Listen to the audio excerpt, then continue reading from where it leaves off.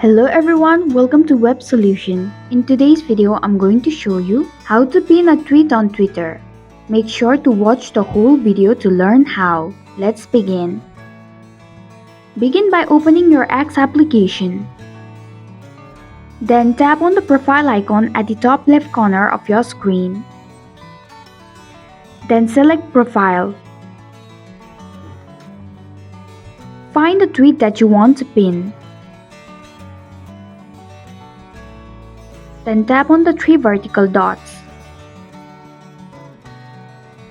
Select Pin to Profile. Tap on Pin option. And this is how you can pin a tweet on Twitter. I hope you found this video helpful. If you did, please click the thumbs up button. If you have any questions or thoughts, type them in the comments below. And don't forget to subscribe to our channel for more updates. Click the bell icon too so you'll know when we post a new video. We'll be back with another video soon. Thanks for watching.